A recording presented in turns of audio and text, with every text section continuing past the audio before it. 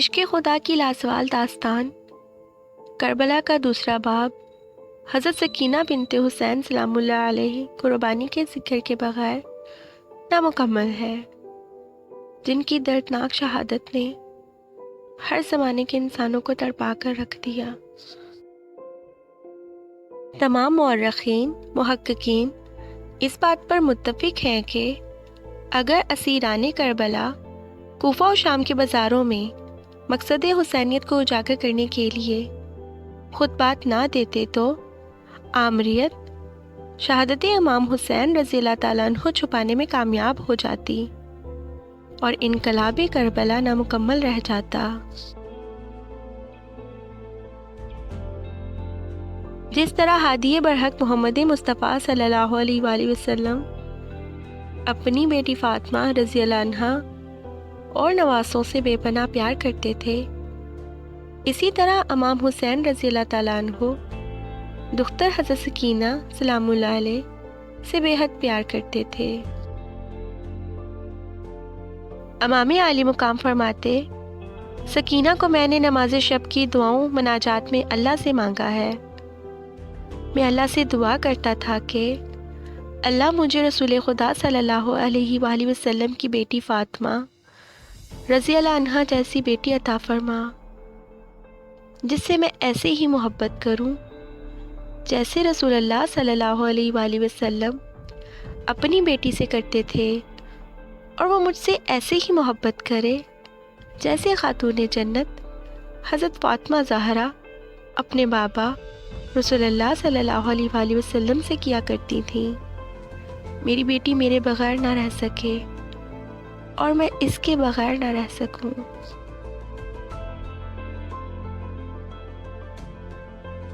حضرت سکینہ بنت حسین سلام اللہ علیہ 24 ذی الحج 56 ہجری کو عید مباحلہ کے روز صفحہ عرضی پر تشریف لائیں۔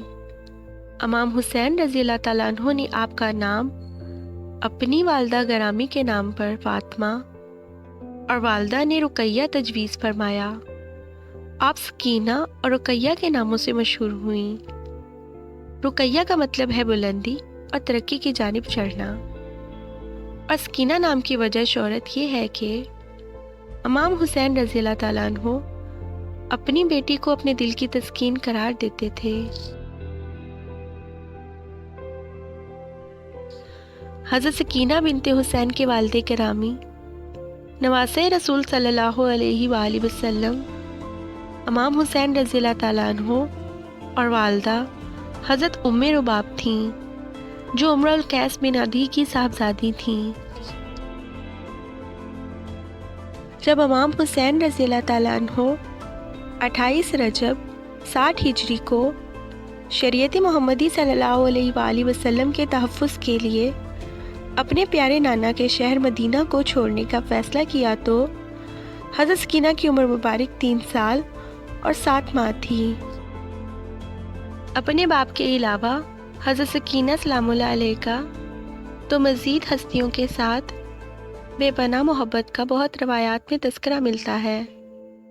ایک حضرت سکینہ سلام اللہ علیہ کے ششماہے بھائی حضرت علی اصغر ہیں، جن کی پیاس بجھانے کے لیے دشت کربلا میں حضرت سکینہ کی بے قراری دلوں کو تڑپا دیتی ہے، اور دوسرے امام حسین رضی اللہ تعالیٰ عنہ کے بھائی حضرت سکینہ کے چچا حضرت عباس علمدار ہیں۔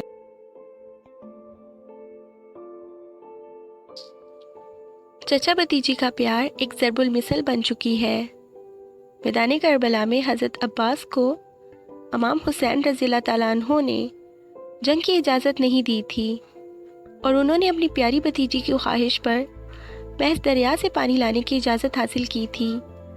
حضرت عباس جیسے دلاور اور بہادر نے اطاعت امام کرتے ہوئے جنگ نہ کی، اور حضرت سکینہ و علی اصغر کو پانی پلانے کے لیے اپنے بازو تک کٹوا دیے۔ حضرت عباس علمدار وفا کا استعارہ بن گئے اور آج بھی سکہ سکینہ کہلاتے ہیں۔ عزاداری کے جلوسوں میں سب سے آگے حضرت عباس علمدار کا علم ہوتا ہے۔ تو اس کے ساتھ حضرت سکینہ کا خالی مشکیزہ بھی بندھا ہوتا ہے۔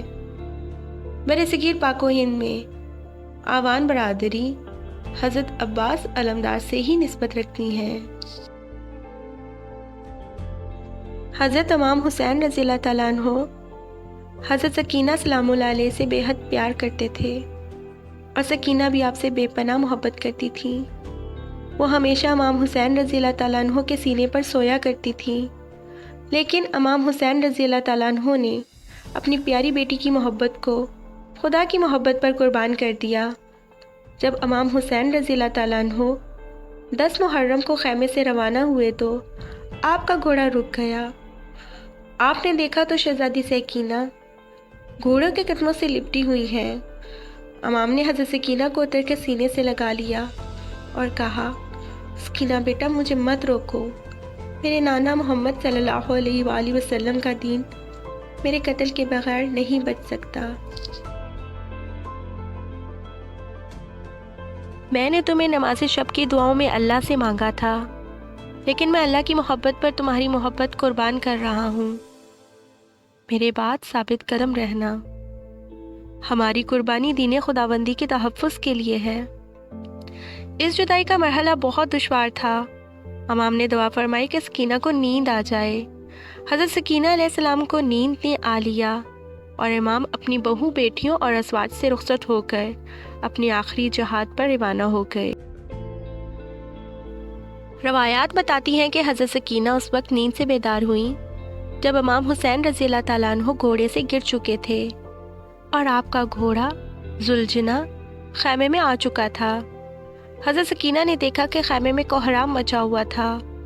آپ فوراً خیمے سے نکل کر میدان کی طرف دوڑیں۔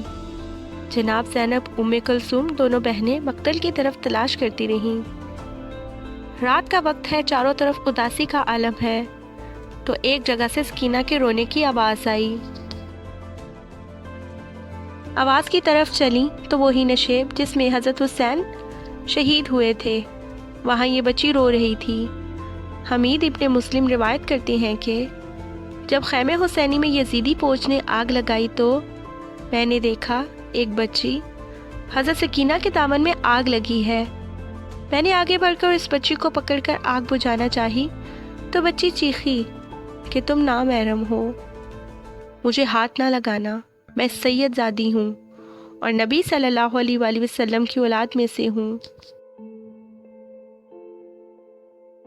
جب خاندان رسول کی باعصمت خواتین سے چادریں چھین کر انہیں قیدی بنا کر کوفہ اور شام کے بازاروں سے گزارا گیا تو تمام باعصمت خواتین نے اپنے بھالوں سے اپنے چہرے کا پردہ بنایا ہوا تھا۔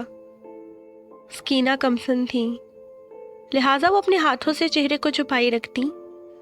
اس سے اندازہ ہوتا ہے کہ اس مشکل ترین وقت میں بھی خاندان رسالت کو اسلامی تعلیمات کی پاسداری کا کس قدر خیال اور احساس تھا۔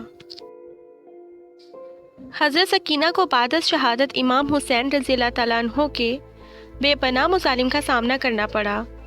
جب حضرت حسین رضی اللہ تعالیٰ عنہ کے خیموں کو لوٹا گیا تو شمر ذی الجوشن نے حضرت سکینہ کے کانوں سے بالیاں کھینچ کر اتار لی تھیں، جس سے ان کے کان زخمی ہو گئے تھے۔ جب اسیری کے دوران حضرت سکینہ چلتے چلتے گر پڑتی تو انہیں شمر تماچے مارتا اور یزیدی فوج کے سپاہی مامور تھے جو انہیں تازیانے مارتے۔ شہزادی سکینہ کے دوران اسیری خطبات خانوادہ رسول اللہ صلی اللہ علیہ وآلہ وسلم کی فصاحت و بلاغت کا نمونہ ہے۔ کوفہ میں ایک مقام پر جناب سکینہ نے تماشائی ہجوم سے مخاطب ہو کر فرمایا، رسول اللہ نے تمہارے ساتھ کیا برا کیا تھا جس کے بدلے میں تم نے ان کی آل کے ساتھ اتنا برا سلوک کیا؟ ہمارے قتل اور ہمیں قیدی بنا کر تم فکر کرتے ہو ہمیں جنہیں اللہ نے پاک و پاکیزہ بنایا اور ہر برائی کو ان سے دور رکھا۔ اے ظالمو، یاد رکھو تمہارے لیے ہلاکت ہے۔ جب قیدیوں کا قافلہ شام کے ایک بازار سے گزر رہا تھا تو ایک عورت نے گھر کی چھت سے امام حسین رضی اللہ تعالیٰ عنہ کے سر اقدس پر پتھر مارا۔ اپنے بابا کے سر کے ساتھ یہ ظلم دیکھ کر حضرت سکینہ تڑپ گئیں۔ آپ نے پھوپھی سے پوچھا، اے پھوپھی، ناقہ صالحہ کے بچے کی طرح فریاد کروں؟ تو حضرت زینب نے انہیں روک دیا کہ ہم نے کسی کے لیے بددعا نہیں کرنی۔ حضرت سکینہ زندان میں ہر وقت اپنے بابا حسین کو یاد کر کے روتی رہتی تھیں، جس سے تمام بڑے بھی اپنے جذبات پر قابو نہ رکھ پاتے اور زندان میں ہر وقت کوہرام کا سما رہتا۔ یہ کوہرام اور گریہ و بکا یزید کو سخت پریشان کیے رکھتا۔ اپنے بابا امام حسین کو یاد کرتے کرتے اسی زندان میں حضرت سکینہ نے جام شہادت نوش کر لیا۔ حضرت سکینہ کا یوم شہادت 13 صفر ہے، جبکہ بعض روایات میں 6 یا 13 صفر 61 ہجری بھی بیان کیا گیا ہے۔ جس طرح رسول اللہ صلی اللہ علیہ وآلہ وسلم کی پیاری بیٹی حضرت فاطمہ رضی اللہ تعالیٰ عنہا اپنے بابا کی رحلت کے بعد چند دن زندہ رہ سکی، ایسے ہی حضرت سکینہ بنت حسین سلام اللہ علیہ اپنے بابا کی جدائی 1 ماہ اور چند دنوں سے زیادہ برداشت نہ کر سکی۔ حضرت سکینہ کا مزار اقدس دمشق شام میں ہے، جہاں ہر روز ہزاروں مسلمان حاضری دیتے ہیں اور اس معصوم شہیدہ سے عقیدت کا اظہار کرتے ہیں۔